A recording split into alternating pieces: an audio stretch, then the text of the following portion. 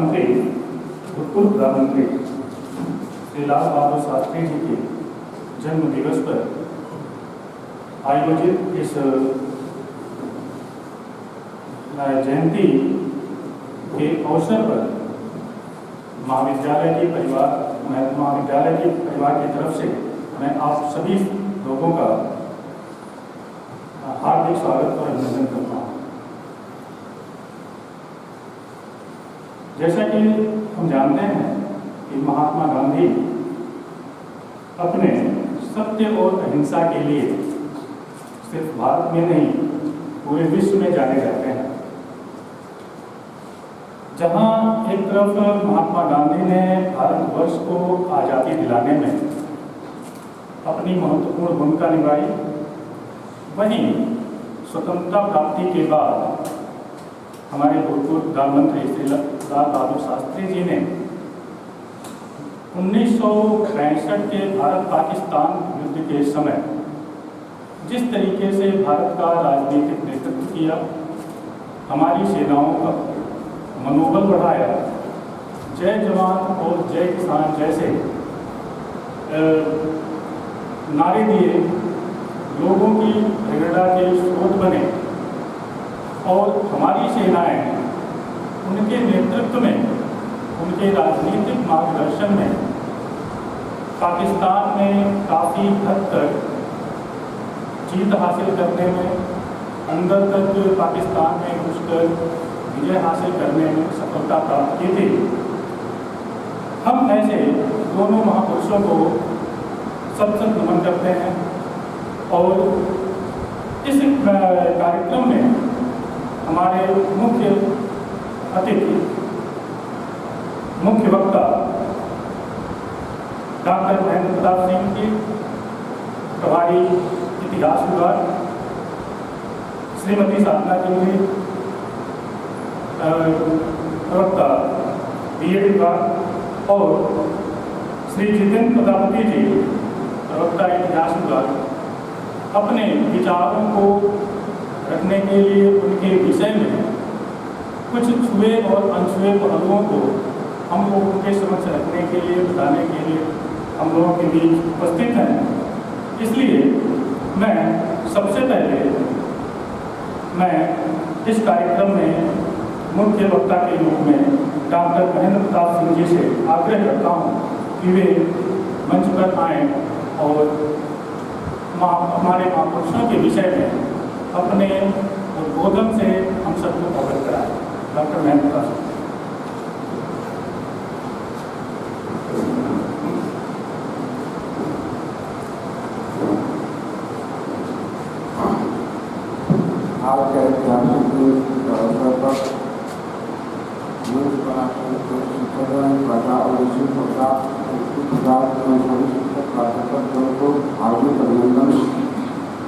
आज के ऐतिहासिक दिन आप जानते हैं कि गांधी जी और महात्मा गांधी और लाल बहादुर शास्त्री जी के दोनों लोगों का जन्मदिन है। गांधी जी तो जन्मदिन बताने की जरूरत नहीं है, क्योंकि अपना समय हम लोग यहाँ पर उपस्थित किए। उनका गांधी जयंती पर कुछ विशेष उनके विषय में जानकारी देना चाहते हैं। गांधी जी का जन्म आप लोग जानते हैं पूर्वोत्तर गुजरात में हुआ था। तो उत्तर भारत में हमारे जिनको पिता का नाम करमचंद गांधी था। और ये भी जानते हैं कि उस दक्षिण भारत की तरह गुजरात में पिता के नाम के साथ पिता का भी नाम जुड़ा रहता है। इसलिए गांधी जी का नाम मोहनदास करमचंद गांधी है। पिता का नाम करमचंद गांधी, उनका मोहनदास करमचंद गांधी। प्रारंभिक शिक्षा प्राप्त करने के बाद 1888 में उन्होंने लंदन वकालत की पढ़ाई करने चले गए और 1891 ईस्वी में लंदन से वापस आए हिंदुस्तान। और उस समय राजकोट में इन्होंने वकालत प्रैक्टिस करना आरंभ किया था। तभी गुजरात के एक व्यापारी अब्दुल्ला के मुकदमे के सिलसिले में इनको साउथ अफ्रीका जाना था। साउथ अफ्रीका उन्होंने भारत से समुद्र तट से तलवार नामक जहाज से जहाज से गए, उसका नाम तलवार नामक जहाज से ये साउथ अफ्रीका पहुँचे। वहाँ पर पहुँचने पर देखा भारतीयों की दशा बहुत खराब दुर्दशा। और साउथ अफ्रीका के में जो ट्रेन की सुविधा कई बार पढ़ चुके हैं कि ट्रेन में फर्स्ट क्लास के टिकट और फर्स्ट क्लास के टिकट इनको बैठने नहीं दिया गया, कई बार इनको उतार दिया गया, बहुत अपमानित होना पड़ा। वहाँ पर भारतीयों में ऐसी स्थिति जैसे सड़क के किनारे जो आबादी होती थी, उन भारतीयों को बचने के परम्परा जिसको देख करके उन्होंने उनका तरह हुआ। आप ये भी जानते हैं कि इंग्लैंड की 17वीं शताब्दी से भारतीयों को कास्ट के रूप में करना खेलने या मजदूरी करने के लिए ले जाया जाता था। जब तक लॉर्ड ने 1842 में कास्ट प्रथा को समाप्त कर दिया था, क्योंकि इंग्लैंड की संसद में विधेयक पारित हुआ था कि और कास्ट प्रथा किसी भी देश में दासों को खरीद करके विदेश में नहीं ले जाएंगे। 1842 में लॉर्ड ने समाप्त कर दिया था, लेकिन फिर भी यह कास्ट प्रथा को खरीदने के भेजने की जारी थी। 1860 ईस्वी में जो भारतीय गए उनके साथ इकरारनामा किया जाता था। वो इकरारनामा जब समाप्त हो जाता था साउथ अफ्रीका में, तो लोग आने की सुविधा नहीं थी, इसलिए वहीं पर बस साउथ अफ्रीका बसने के बाद जो है, उसके बाद जो है आप देख रहे हैं कि तब तक गांधी जी पहुँचते हैं और गांधी जी के साथ उन्होंने देखा गोरे और काले का भेदभाव, गोरे और काले का भेदभाव। अगर गांधी जी पढ़े लिखे थे, अंग्रेजी पूरी जानते थे, अब वहाँ पर साउथ अफ्रीका में भारतीयों को अंग्रेजी सिखाना शुरू किया। और साउथ अफ्रीका में डरबन से प्रिटोरिया गए, प्रिटोरिया से जोहान्सबर्ग में भी गए, उनको होटल तक नहीं मिला। इतना काले का भेदभाव किया गया, जगह का अपमान। प्रिटोरिया में भारतीयों का इकट्ठा करके गोरों के अत्याचार के खिलाफ विरोध करने के लिए साहस दिया, भारतीयों को अंग्रेजी सिखाया। नटाल एडवाइटाइजर में ईसाई धर्म की जो प्रचार किया जा रहा था, भारतीयों को ईसाई बनाने का, नटाल एडवाइटाइजर में उन्होंने ईसाई धर्म की आलोचना की। भारतीयों को मताधिकार से वंचित करने के लिए वहाँ के संसद में विधेयक पारित हुआ था, जिसका उन्होंने प्रियांबुल करवाया और भारतीयों को जिता करके उस विधेयक के खिलाफ आंदोलन किया। नटाल भारतीय कांग्रेस की स्थापना 1894 ईस्वी में उन्होंने किया था। वो साउथ अफ्रीका में इंडियन ओपिनियन 1903 ईस्वी में एक अखबार निकालना शुरू किया और 1906 ईस्वी में अवज्ञा आंदोलन आरंभ किया साउथ अफ्रीका में, जिसको सत्याग्रह आंदोलन के नाम से भी जाना जाता है। 11 सितंबर 1906 ईस्वी को जोहान्सबर्ग के एम्पायर थिएटर में एक जनसभा बुलाई और उस जनसभा में भारतीयों को एकत्रित रहने की सलाह दिया और उनका नेतृत्व स्वयं गांधी जी ने आरंभ किया। और उन्हें भारतीय एक विधेयक पारित हुआ था कि दक्षिण अफ्रीका में भारतीयों को अनिवार्य पंजीकरण करना अनिवार्य है, जिसके विरोध में गांधी जी ने विरोध किया। आप जानते हैं, सब जानते हैं कि गांधी जी के राजनीतिक उपाध्यक्ष गोखले थे, उनके राजनीतिक गुरु महादेव गोविंद महादेव थे। जब साउथ अफ्रीका हुआ, उन्होंने साउथ अफ्रीका में फिनिक्स आश्रम की स्थापना की। गोपाल कृष्ण गोखले का नाम इसलिए लिया, गोपाल कृष्ण गोखले भी गांधी जी के साउथ अफ्रीका में रहते हुए 2 बार साउथ अफ्रीका गए थे। गोपाल कृष्ण गोखले और उन्होंने सलाह दिया था कि दक्षिण अफ्रीका में राष्ट्रीय कांग्रेस का स्थापना किया जाए और उन्होंने गांधी जी फिनिक्स आश्रम की स्थापना 1904 में की साउथ अफ्रीका में। इनके आध्यात्मिक गुरु, इनके महात्मा गांधी के आध्यात्मिक गुरु लियो टॉलस्टॉय थे, जिनसे ये प्रभावित थे और इनको तमाम उपाधियाँ मिली थी। दक्षिण अफ्रीका में जूल वॉर पदक थे, इनको 1899 में प्राप्त हुआ था। जब 9 जनवरी 1915 ईस्वी को गांधी जी वहाँ से वापस आते हैं अपोलो बंदरगाह बॉम्बे में, अपोलो बंदरगाह पर जब करते हैं 9 जनवरी 1915 ईस्वी को, इस महत्वपूर्ण दिवस को भारतीय प्रवासी दिवस के रूप में ही मनाया। उसी डेट को 9 जनवरी 1915 ईस्वी को भारत में आने के बाद इनको तमाम उपाधियाँ मिलती हैं। आप देखेंगे बापू की उपाधि उन्होंने सीएफ ने लिया था। मलंग बाबा की उपाधि कवायदियों द्वारा मिली गई थी। वन मैन बाउंड्री पर लॉर्ड माउंटबेटन द्वारा दिया गया था। कालांतर में आप देखेंगे 1947 में सुभाष चंद्र बोस ने आजाद हिंद रेडियो से इनको राष्ट्रपिता के नाम से संबोधित किया था। तभी से इनके नाम के आगे राष्ट्रपिता महात्मा गांधी। उसके पूर्व 1919 ईस्वी में असहयोग आंदोलन जब शुरू हुआ था तो रविंद्रनाथ टैगोर ने इनको महात्मा की बात, तभी से इनके नाम के आगे महात्मा गांधी। इस तरह तमाम उपाधियां देने के बाद साउथ अफ्रीका में भी जुलू और बोअर नामक पदक उनको 1899 में ही प्राप्त हो चुका था।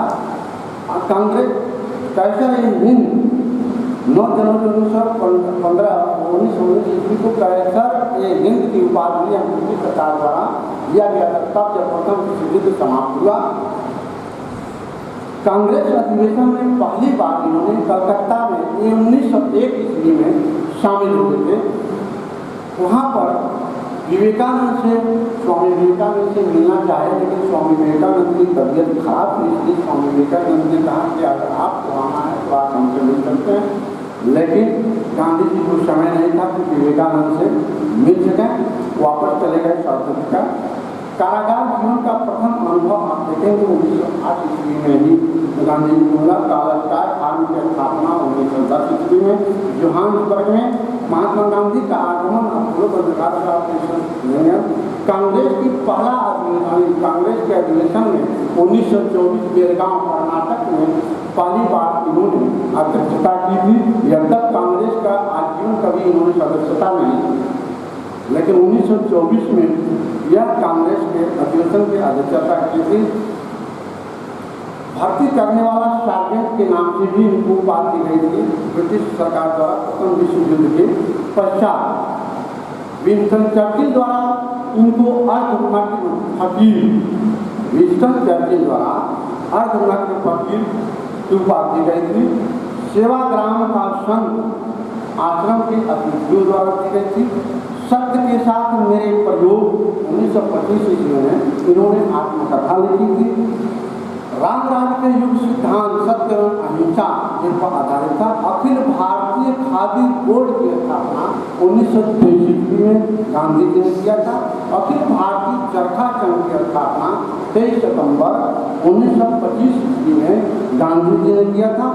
और इनकी प्रमुख पुस्तकें इंडिया माई ट्रेन, अनाथ योग, सप्त महाव्रत, गीता माता और स्वराज 1909 ईस्वी में उनकी प्रकाशित हुई। इसके अतिरिक्त विभिन्न उपाधियां में भांगी शिरोमणि के नाम से दक्षिण अफ्रीका में जब प्रवास के दौरान रह रहे थे उस समय भांगी शिरोमणि की भी उपाधि दी गई थी। कूली बैरिस्टर दक्षिण अफ्रीका के अंग्रेज मजिस्ट्रेट द्वारा इनको उपाधि दी गई थी। कर्मवीर दक्षिण अफ्रीका के सहयोगी योद्धाओं द्वारा। भिखारियों का राजा पंडित मदन मोहन मालवीय द्वारा इनको दिया गया। अब आपको बता चुके हैं कैसर-ए-हिंद प्रथम विश्व युद्ध के बाद ब्रिटिश सरकार द्वारा 1919 में दिया गया।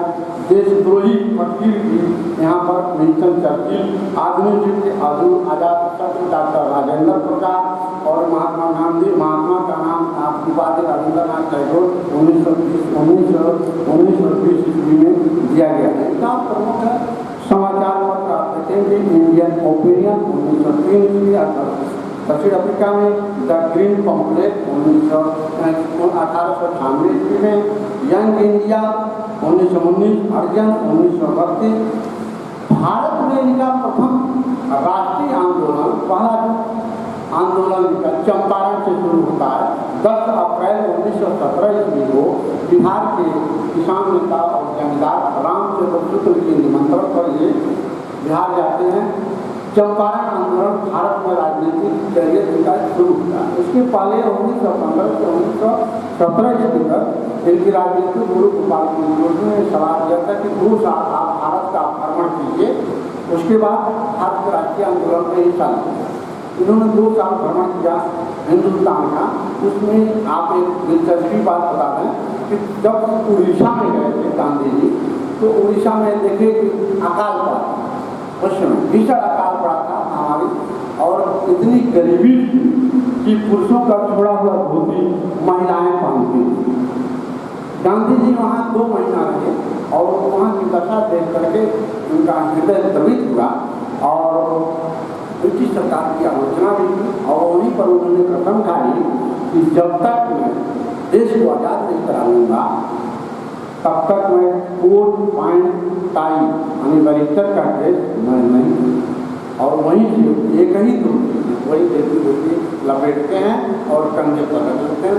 उन्होंने प्रण किया था और उसका उन्होंने निर्वाह और अंतिम समय तक भी आप देखेंगे।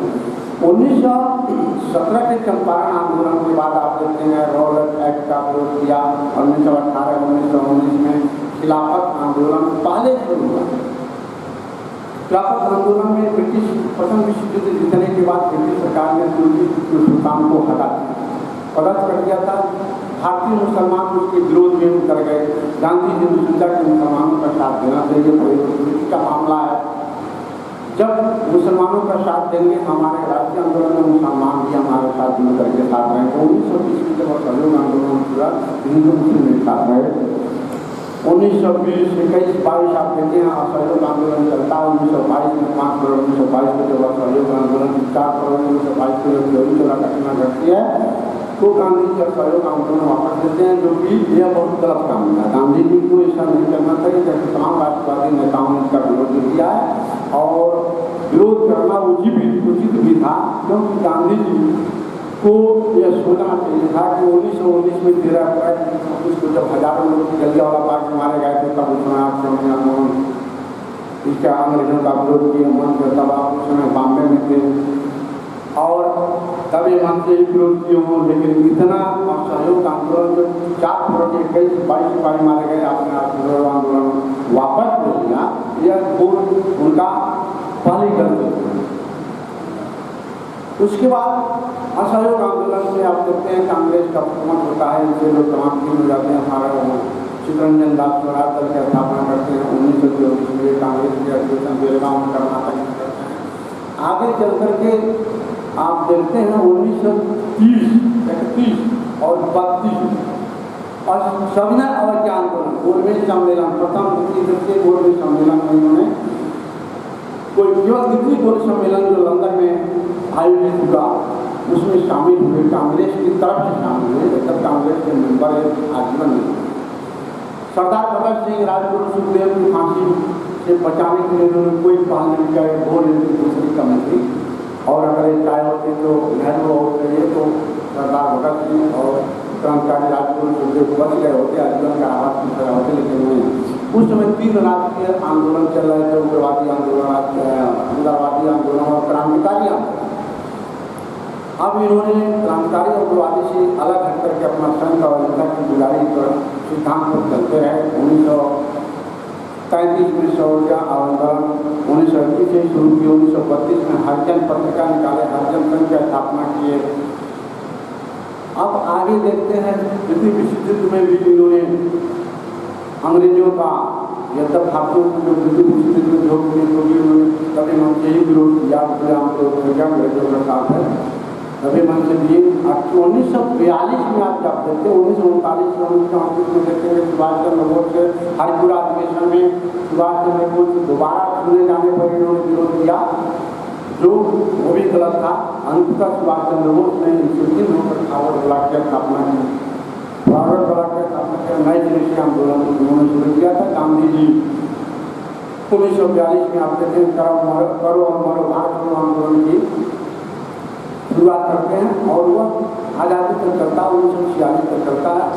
जब बंटवारा, भारत के बंटवारे में भी उनकी लास्ट में इनकी बहुत गलती थी, जब हिंदू मुस्लिम भारत पाकिस्तान का बंटवारा हो रहा था, हिंदू राष्ट्र के हिंदू धर्म के आधार पर राष्ट्र की स्थापना हो रही थी, उस समय इन्होंने हिंदू धर्म को हिंदुस्तान को हिंदू धर्म को न घोषित करके मुसलमानों के प्रति आप देखते हैं उनका झुकाव ज़्यादा था। 55 करोड़ रुपया जो पाकिस्तान को भारतीय खजाने से दिलवा दिए। दूसरी गलती इन्होंने किया कि जो पाकिस्तान से हिंदुओं को खरीदा गया, यहाँ पर निर्माण किया गया, कि हिंदू को भी यहाँ के मुसलमानों को भी वहाँ पर भेजा जाए, क्योंकि वहाँ से हिंदू आएंगे उनका घर जमीन जाएगा कहाँ से दिया जाएगा, यहाँ से जो मुस्लिम खाली करेंगे उनको आवंटित कर दिया। गांधी जी ने कहा नहीं, ये भी हमारे भाई हैं।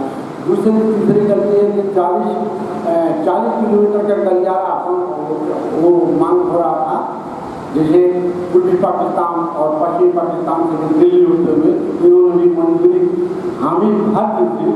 लेकिन आप देखते हैं कि नाथूराम गोडसे जैसे क्रांतिकारी नेता ने 30 जनवरी 1948 को इनकी हत्या कर देते हैं, गोली मार देते हैं।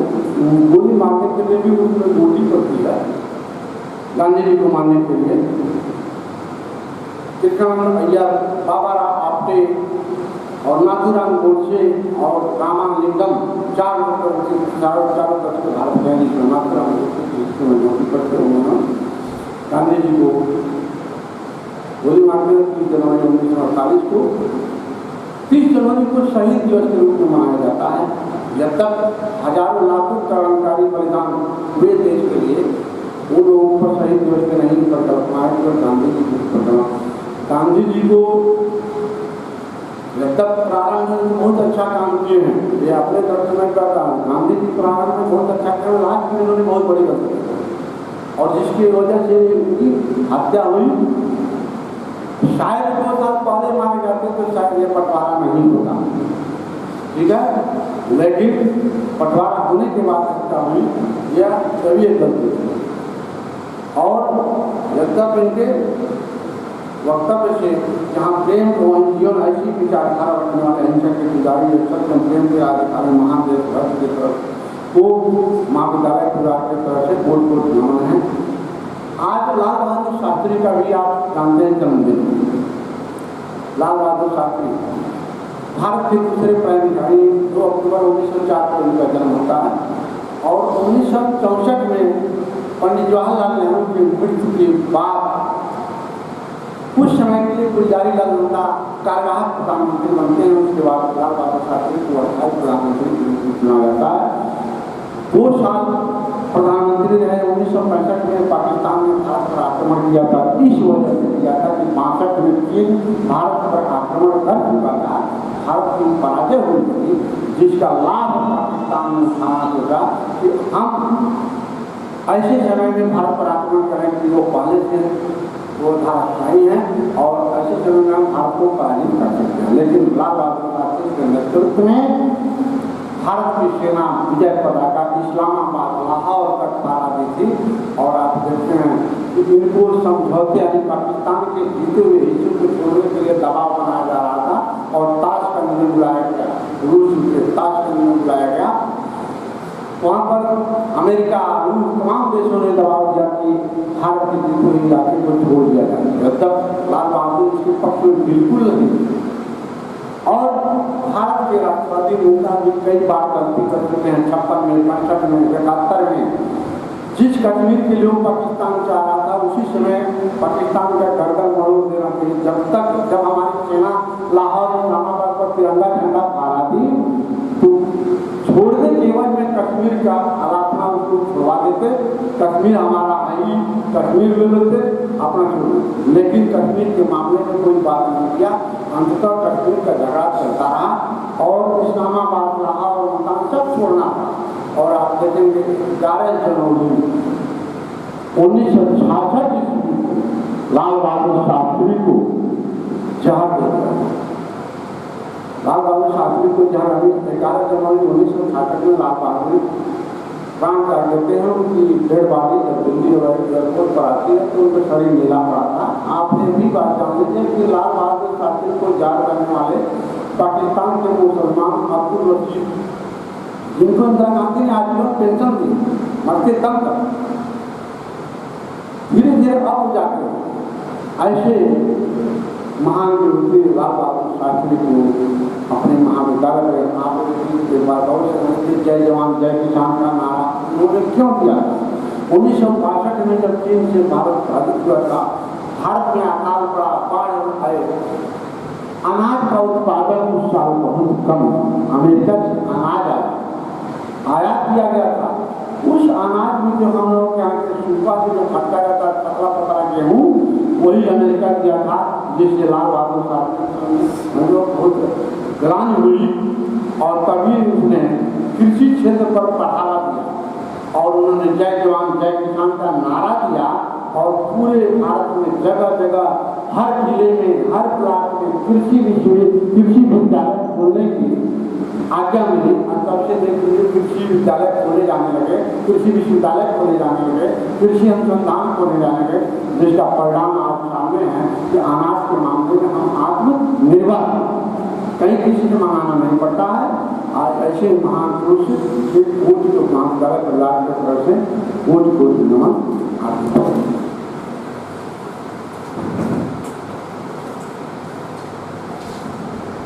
जैसे कि ऐसे महापुरुषों के विषय में इन्हीं निश्चित व्याख्यानों से उनकी पूर्ण उपलब्धियों को, उनके कार्यों को प्रस्तुत नहीं किया जा सकता, लेकिन फिर भी एक सीमित समय में आपने महात्मा गांधी और श्री लाल बहादुर शास्त्री जी के जीवन पर जो प्रकाश डाला है, जिस तरीके से आपने हम लोगों को ज्ञानवर्धन कराया है, उसके लिए आपको धन्यवाद ज्ञापन करता हूँ। यदि हम महात्मा गांधी के जीवन को देखें तो उन्होंने उनकी जो पुस्तक है सत्य के प्रयोग मेरी आत्मकथा, उसको यदि हम पढ़ते हैं, उसको हम देखते हैं, तो उन्होंने अपने जीवन के हर छोटे छोटे पहलुओं को बड़ी स्पष्टता से बिना छिपाए बिल्कुल बेबाकी से कहा। जिस तरीके से उन्होंने अपने जीवन के उन पहलुओं को प्रस्तुत किया है उस पुस्तक के माध्यम से, वाकई में उस पुस्तक को पढ़ने के बाद लगता है कि वे सत्य के पुजारी थे और सत्य के साथ उन्होंने हर बातों को रखा।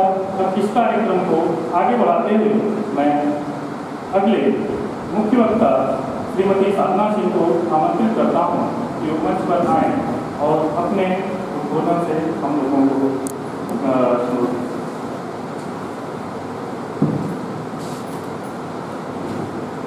सभी को सुप्रभात।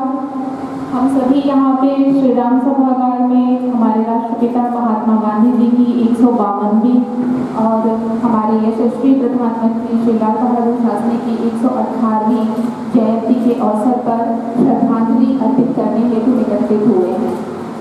इससे पहले यहाँ पे हमारे प्रमुख वक्ता श्री महेंद्र प्रताप सिंह ने महात्मा गांधी जी के राजनैतिक सामाजिक परिप्रेक्ष्य को बखूबी रखा, उनके संपूर्ण जीवन वृत्तांत की संक्षिप्त रूपरेखा प्रकट कर दी।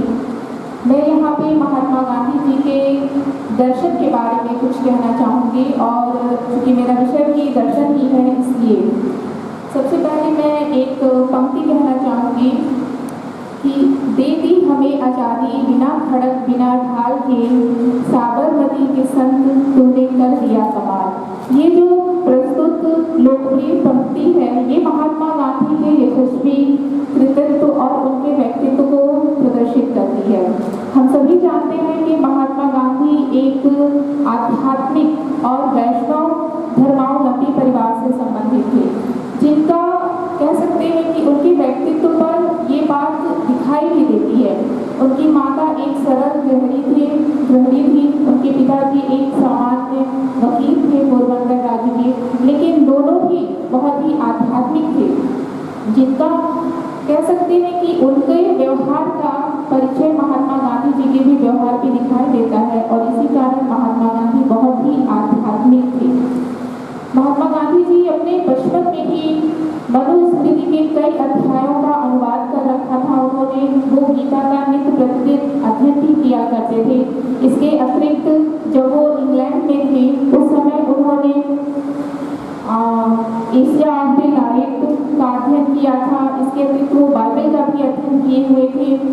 इन सभी धर्म पुराणों के अध्ययन के कारण जब हम उनके दर्शन को देखते हैं तो हमें ऐसा महसूस होता है कि वे पाश्चात्यवादी दर्शन के पक्षधर थे, लेकिन जब हम उनके दूसरे पक्ष को देखते हैं तो हमें ये बखूबी दिखाई देता है कि उन्होंने भारतीय दर्शन की जितनी भी मूलभूत बातें थी उनको बहुत ही व्यवहारिक रूप में रखा। उनके इन्हीं दर्शनों को हम लोग गांधीवादी दर्शन, गांधीवाद या सर्वोदय दर्शन से जानते हैं। इन महात्मा गांधी ने अपने दर्शन में जो हमारे दर्शन रहे उनके व्यवहारों को अपनी सूझबूझ के माध्यम से इस प्रकार से रखा कि वो हमें बखूबी चरितार्थ होते हैं। हम ये कह सकते हैं कि महात्मा गांधी, इसके अतिरिक्त हम एक बात और भी कहना चाहेंगे कि महात्मा गांधी गीता के प्रति बहुत समर्पित थे। महात्मा गांधी जी गीता में बहुत विश्वास रखते थे। वो ऐसा मानते थे कि अगर मनुष्य को अपने तत्व, अपने मूल तत्व का ज्ञान जानना है तो वो गीता का नित्य अध्ययन करे, क्योंकि गीता में ही ये बताया गया है कि संसार के केवल मुख्यतः दो तत्व हैं, एक है पुरुष और दूसरा है प्रकृति। पुरुष को ही हम ईश्वर कहते हैं और प्रकृति पदार्थ है। महात्मा गांधी जी ने पुरुष अर्थात ईश्वर को ही सर्वोपरि माना। वो ये मानते हैं कि ईश्वर की इस संपूर्ण संसार का कर्ता धर्ता है, पालन करता है, संहार करता है। और वो ये कहते हैं कि यदि ये आत्मा परमात्मा का अंश है तो जिस प्रकार से परमात्मा अपरिवर्तनशील है, सत्य है, उसी तरह से ये हमारा आत्मा भी सत्य है और अपरिवर्तनशील है। मैं ये कहना चाहती हूँ कि महात्मा गांधी ईश्वर में विश्वास करते थे और वो मानते थे कि ये जो हमारा शरीर है ये आत्मा मन से मिलकर के बना है, और अगर हमें अपने आत्मा की शुद्धि चाहिए तो हमें गीता का नित्य प्रतिदिन अध्ययन करना ही चाहिए। इसके अतिरिक्त महात्मा गांधी ये भी कहते हैं, महात्मा गांधी के दर्शन में ये भी देखने को मिलता है कि मनुष्य के जीवन का दो पक्ष है, एक है भौतिक पक्ष और एक है आध्यात्मिक पक्ष। अगर भौतिक पक्ष का विकास चाहिए तो भौतिक ज्ञान को विकसित करना होगा, और भौतिक ज्ञान को हम विकसित अपने ज्ञानेंद्रियों के भी माध्यम से कर सकते हैं। इसके अतिरिक्त अगर हमें अपना आध्यात्मिक विकास करना है तो हमें अपने वेद, पुराण, उपनिषदों और ग्रंथों का अध्ययन करना चाहिए। इसके साथ ही हमें अपने भौतिक और आध्यात्मिक दोनों पक्षों का एक समान विकास करते हुए अपने व्यक्तित्व का विकास करना चाहिए। उन्होंने व्यक्ति को आध्यात्मिक और भौतिक दोनों विकास करने के लिए एक आदर्श व्रत की बात कही थी। इसमें उन्होंने बताया कि व्यक्ति को सत्य, अहिंसा, अपरिग्रह, अस्पृश्यता, अवसाद इत्यादि बातों को जीवन में स्वीकृत करना चाहिए, अपनी आत्मा की अनुभूति करनी चाहिए। इसके अतिरिक्त अगर हम उनके, ये तो उनके जीवन दर्शन की बात है, लेकिन अगर हम इसके साथ उनकी शिक्षा दर्शन की भी बात करें तो हम ये देखेंगे कि महात्मा गांधी एक राजनेता के साथ साथ एक विख्यात शिक्षाविद भी थे। उन्होंने अपने वर्तमान समय की प्रचलित शिक्षा का घोर विरोध किया था। वो ऐसा मानते थे कि उस समय की जो शिक्षा थी वो पुस्तकीय थी, संकुचित थी, परंपरागत थी, जिसमें परीक्षा प्रधान था। इसका उन्होंने विरोध किया और इसके साथ उन्होंने कहा कि शिक्षा ऐसी होनी चाहिए जो व्यक्ति के संपूर्ण मन, शरीर और आत्मा का विकास करे। इसके लिए उन्होंने शिक्षा में बहुत सारे प्रावधान किए। सबसे महत्वपूर्ण जिसको हम सभी स्वीकार किए हुए हैं, बेसिक शिक्षा को दिया। उन्होंने ये कहा कि सरकार को या उस समय वर्तमान प्रणाली के जो भी शिक्षाविद थे उससे उन्होंने आग्रह किया कि शिक्षा में बेसिक शिक्षा को ही आधार बना करके शिक्षा देनी चाहिए। जिसमें उन्होंने कहा कि भारत के हर एक बालक को 6 से 14 वर्ष तक के बालक को अनिवार्य और निःशुल्क शिक्षा दी जाए। शिक्षा का जो भाषा हो वो मातृभाषा हो। इसके अतिरिक्त शिक्षा जो हो वो व्यवसाय प्रधान हो। कोई भी शिक्षा दी जाए तो उसको हस्तकला से जोड़ करके दिया जाए ताकि बालक शिक्षा ग्रहण करने के बाद स्वावलंबी हो। शिक्षा केवल साक्षरता के लिए नहीं होना चाहिए। महात्मा गांधी जी कहते थे कि साक्षरता कभी भी शिक्षा का प्रारंभ या अंत नहीं हो सकता है। साक्षरता केवल समाज के स्त्री और पुरुष को साक्षर बनाने का काम कर सकता है। अगर हम उनको वास्तव में शिक्षित करना चाहते हैं तो हमें उन्हें शिक्षा इस प्रकार से देनी चाहिए जिससे उनका सर्वांगीण विकास हो, अर्थात शारीरिक, मानसिक, बौद्धिक, और जिसको ग्रहण करने के बाद वो स्वावलंबी बन सके। इसके अतिरिक्त उन्होंने शिक्षा में 3R की जगह 3H को प्रमुखता दी। 3R रीडिंग, राइटिंग अर्थमेटिक होता है, अर्थात उन्होंने कहा कि किसी भी बालक को केवल पढ़ना लिखना और गणित का भी ज्ञान नहीं होना चाहिए। इसके जगह पे उन्होंने हेड और हार्ट की बात की, यानी कि बालक को ऐसा शिक्षा दिया जाए जिससे उसकी आत्मा का विकास हो, उसके हृदय का विकास हो, उसके मस्तिष्क का विकास हो और साथ ही साथ उसके हाथ यानी हस्त कौशल का भी विकास हो। इन सभी चीज़ों को शिक्षा में लाने के लिए उन्होंने पाठ्यक्रम को भी बहुत ध्यान दिया। उन्होंने कहा कि जो पाठ्यक्रम हो वो ऐसा ना हो कि परंपरागत चलता हुआ चला आए, जो पाठ्यक्रम हो वो वर्तमान परिस्थिति में जो आवश्यकता हो, उपयोगी हो, उसको पाठ्यक्रम में सम्मिलित किया जाए। इसके अतिरिक्त उन्होंने पाठ्यक्रम और जो शिक्षा के उद्देश्य बनाए जाएं उसकी पूर्ति के लिए उन्होंने शिक्षण मेथड कह सकते हैं कि शिक्षण विधि को भी बताया कि विद्यालय में शिक्षकों को कुछ विधियों का प्रयोग करना चाहिए शिक्षा देते समय, जिसमें उनका जो सबसे प्रमुख विधि थी वो थी श्रवण मनन और निधिध्यासन, जिसमें उन्होंने कहा कि बालक केवल सुन करके और मनन करके ही नहीं, उसको प्रयोग करके भी सीखेगा तो वो अधिक अच्छे तरीके से शिक्षा को ग्रहण करेगा। अभी तक इसके पहले तो सर ने उनके संपूर्ण जीवन राजनीतिक पक्ष को बता ही दिया, मैंने उनके जो दार्शनिक पक्ष थे जीवन के और शिक्षा से संबंधित उसको बताने का प्रयास किया। धन्यवाद।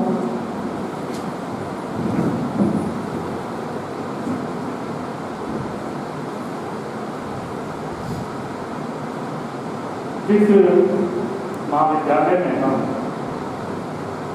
अपनी कक्षाओं को प्रारंभ करने से पहले श्रीमद् भगवद गीता के कुछ श्लोकों को सुनते हैं, उनका वाचन करते हैं और उनको अपने जीवन में साथ करने का प्रयास करते हैं। उस श्रीमद् भगवद गीता पर महात्मा गांधी जी का अटूट विश्वास था और उसके संबंध में उन्होंने कहा है कि जब कभी क्षितिज पर प्रकाश की एक किरण भी दिखाई नहीं देती तब मैं भगवद गीता की शरण में जाता हूँ और उसका कोई न कोई श्लोक मुझे सांत्वना दे जाता है और मैं घोर विषाद के बीच भी तुरंत मुस्कुराने लगता हूँ। मेरे जीवन में अनेक बाह्य प्राप्तियाँ घटी हैं और यदि उन्होंने मेरे ऊपर कोई प्रत्यक्ष या अमिट प्रभाव नहीं छोड़ा है तो मैं इसका श्रेय श्रीमद् भगवद गीता के उपदेशों को देता हूँ। महात्मा गांधी के उनके आध्यात्म के विषय में, उनके दर्शन के विषय में आपने हम लोगों को जो ज्ञान वर्धन किया है उसके लिए मैं आभार व्यक्त करता हूँ और इस कार्यक्रम को आगे बढ़ाते हुए मैं दीप्ति गुप्ता जी से आग्रह करता हूँ कि वे भजन गीत प्रस्तुत करें। दीप्ति गुप्ता जी।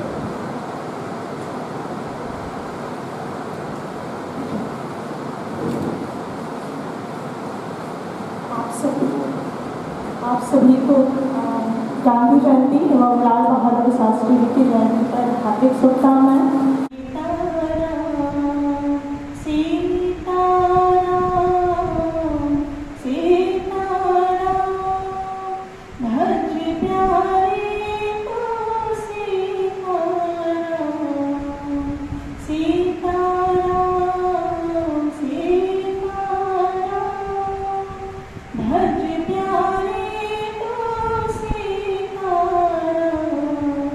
रघुपति राम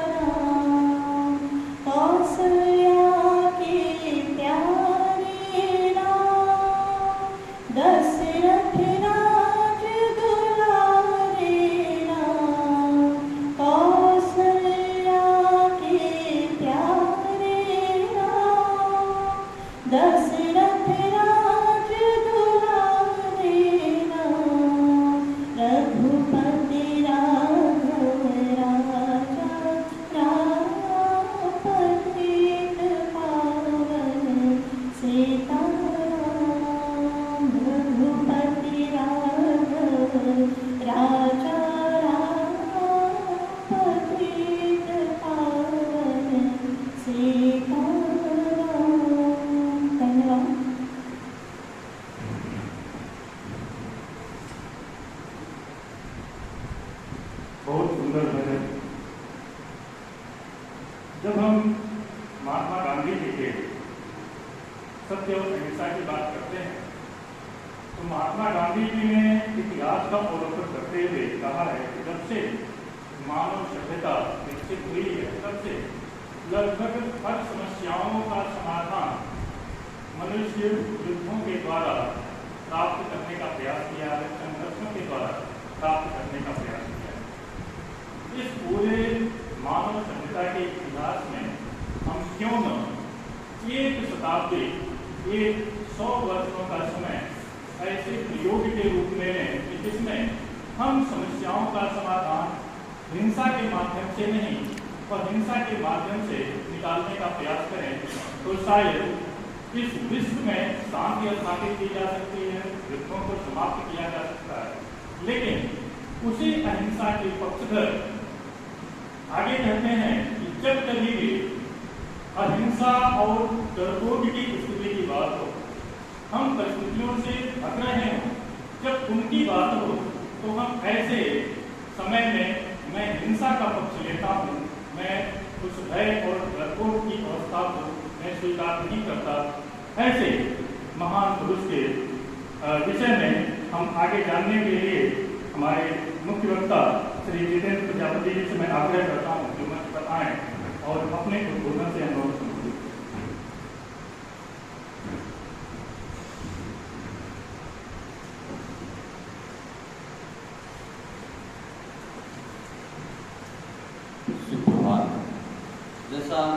सर्वविदित है कि आज राष्ट्रपिता महात्मा गांधी और लाल बहादुर शास्त्री की जयंती है।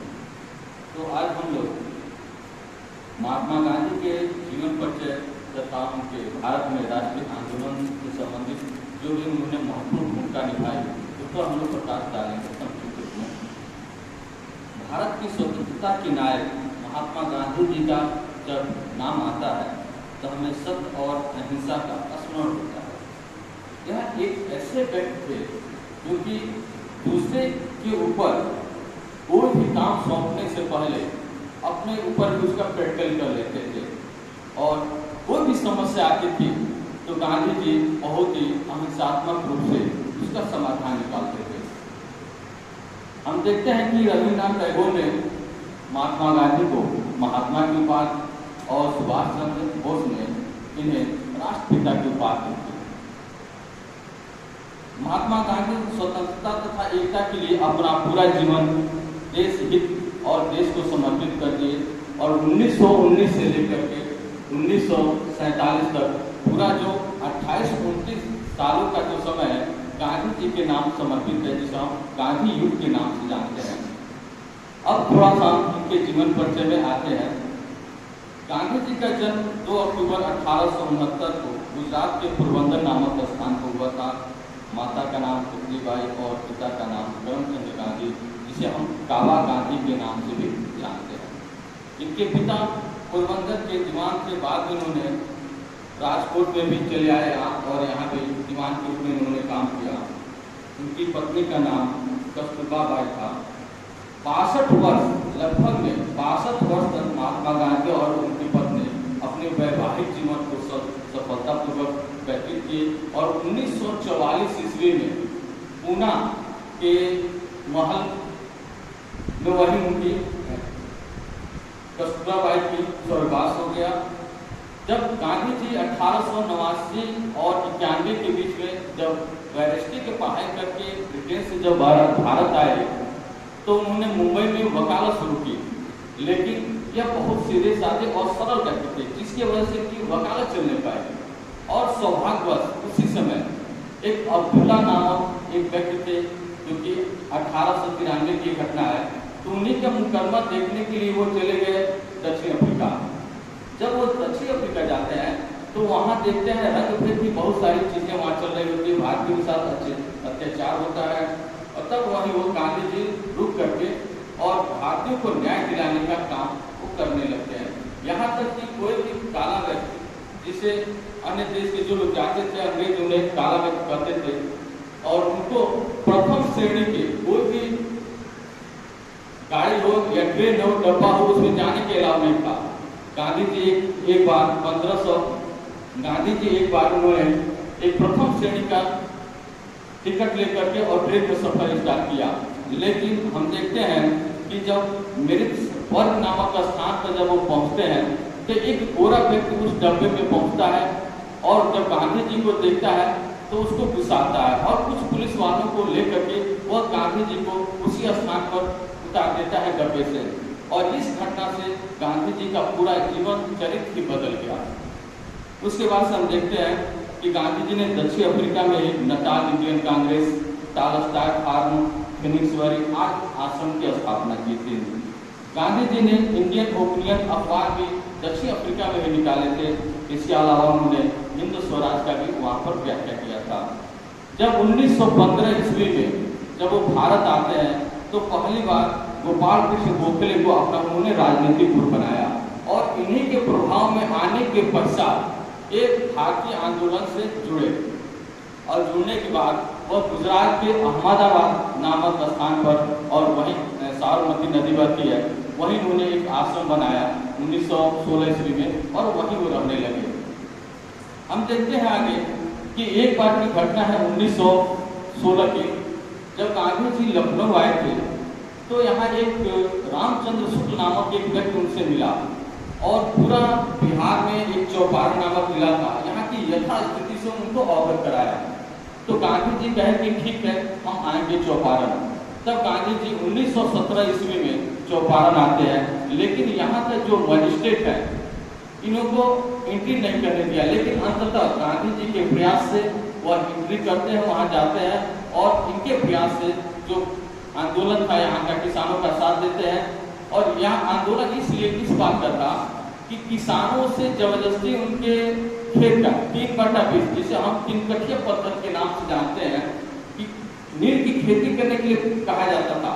और यहाँ तक कि अंग्रेजी उसका दाम भी तय करते थे, उसका मूल्य भी वही तय करते थे, जिससे वहाँ के किसानों को बहुत ज्यादा नुकसान होता था।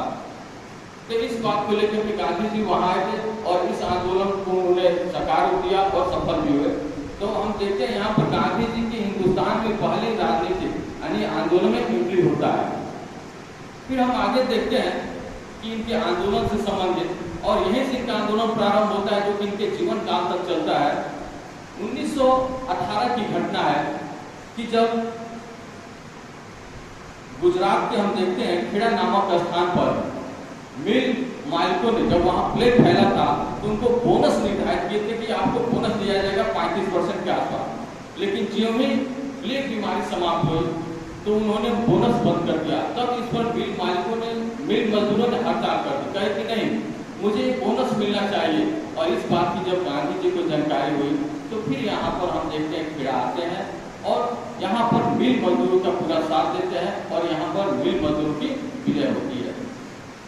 अगली बात हम देखते हैं कि दुर्भाग्य घटना होती है तो घटना के पश्चात हम देखते हैं 2 कमेटियां बनती है, एक हंटर कमेटी के नेतृत्व में और दूसरा मदन मोहन मालवीय जिसे हम तहकीकात कमेटी के नाम से जानते हैं।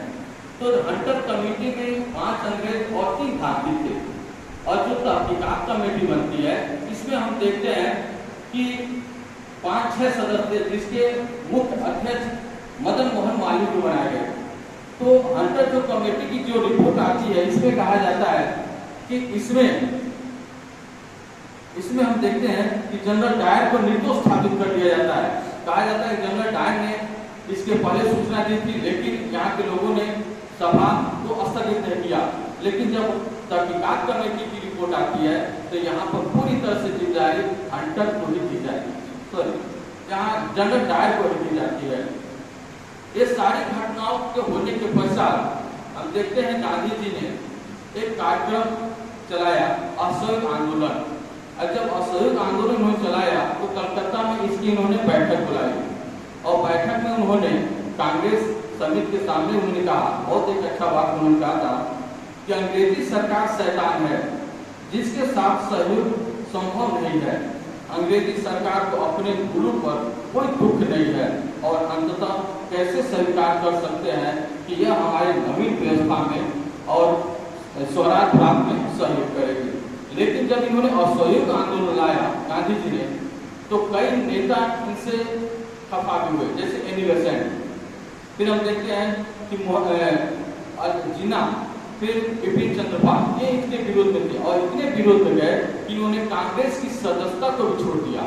लेकिन गांधी जी बहुत चतुर और बहुत योग्य व्यक्ति थे, इसलिए मैं कहता हूँ कि इसी बीच गांधी जी ने एक कार्यक्रम में चला दिया, छुआछूत समाप्त करना, स्वदेशी वस्तुओं का प्रयोग, फिर हिंदू मुस्लिम एकता, अहिंसा पर बल, जिसे हम देखते हैं कि एक चलता रहा। इसी बीच हम देखते हैं कि गांधी जी को प्रथम विश्व युद्ध के समय कैसर हिंद की उपाधि दी गई थी। जब इन्होंने असहयोग आंदोलन को जारी किया तो इन्होंने कैसर हिंद को वापस कर दिए। इसके पश्चात आगे हम देखते हैं कि जलियांवाला यहाँ चौरी चौरा की घटना होती है। जब चौरी चौरा की घटना होती है तो गांधी जी को बहुत दुख होता है और इन्होंने असहयोग आंदोलन को वापस ले लिए। लेकिन जब ये वापस लेते हैं तो इनके विपक्ष में कुछ ऐसे नेता जो हुए उन्होंने काफी आलोचना भी की। जैसे हम देखते हैं कि लाला लाजपत राय ने कहा इनसे कि किसी एक स्थान के पाप के कारण सारे देश को दंडित करना कहाँ का न्याय है। दूसरी तरफ सुभाष चंद्र बोस ने अपने द इंडियन स्ट्रगल में लिखा कि इस समय देश का हौसला बहुत ऊंचा था और इस आंदोलन को पीछे हटाना हमारे देश का दुर्भाग्य से बड़ा कुछ नहीं है। और दूसरी तरफ हम देखते हैं मोतीलाल नेहरू जो कि जवाहरलाल नेहरू के पिता थे, उन्होंने कहा कि अगर दक्षिण भारत के गांव में कोई घटना हो जाती है तो हिमालय के किसी गांव को सजा देने का क्या मतलब है? ये न्याय नहीं है। दूसरी तरफ फिर इसके पश्चात गांधी जी ने 1930 ईस्वी में सविनय अवज्ञा आंदोलन को जारी किया, लेकिन इस आंदोलन को जारी करने से पहले उन्होंने एक और काम किए थे, 11 सूत्री मांगे। और इसके पीछे यही रीजन था कि जब उन्होंने सविनय अवज्ञा आंदोलन किया तो 11 सूत्री मांगे में ये बातें थी, जैसे उन्होंने कहा था कि जो सेनाओं में जो खर्चा होता है उसे 50% की कटौती कर दिया जाए।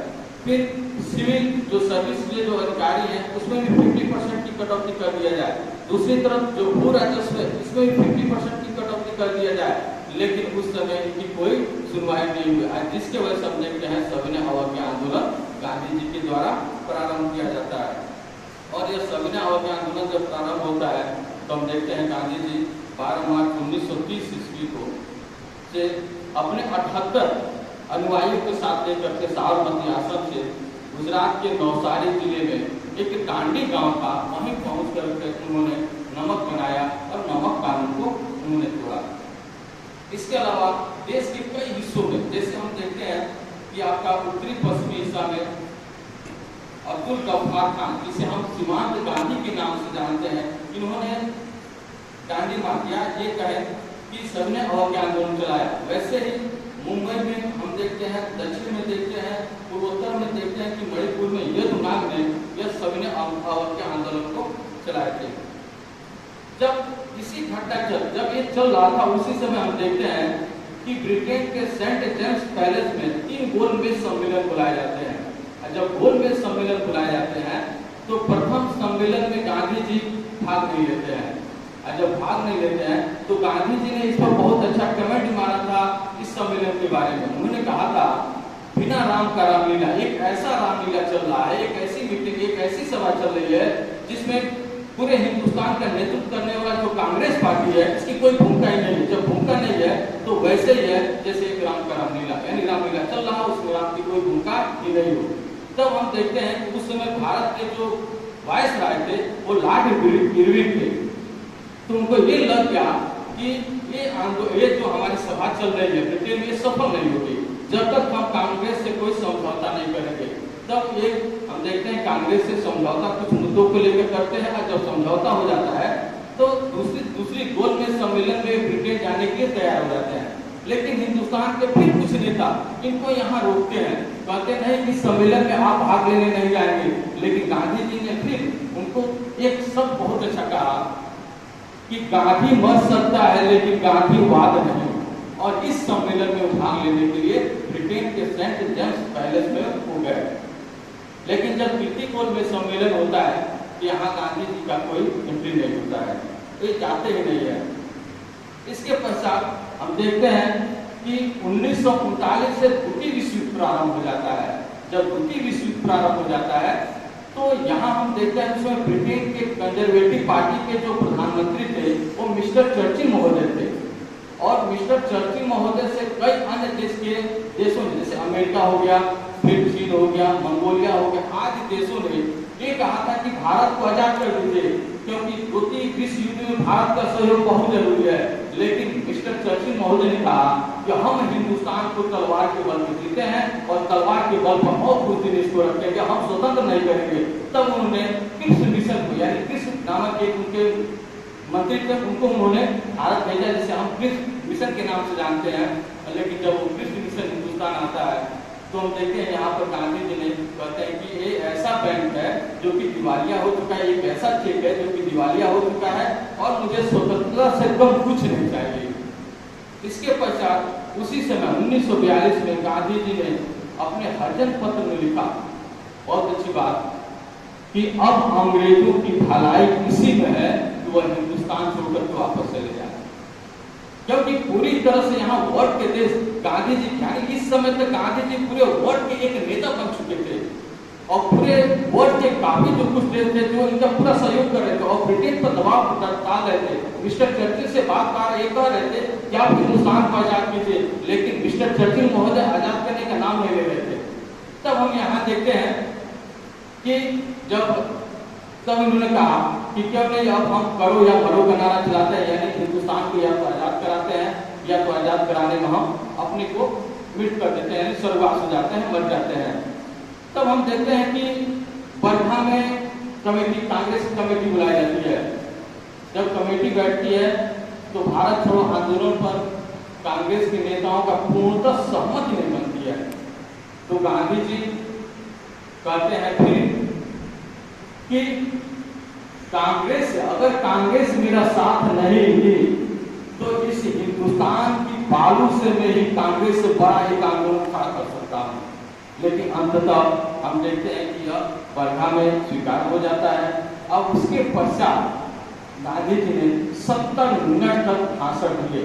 जब 70 मिनट तक भाषण दिए तब यहाँ हम देखते हैं कि पट्टाभी सीता रमैया ने बहुत अच्छा एक बात उन्होंने लिखा कि पैगंबर की, यानी गांधी जी पैगंबर की प्रेरणा से प्रेरित होकर भाषण दे रहे थे।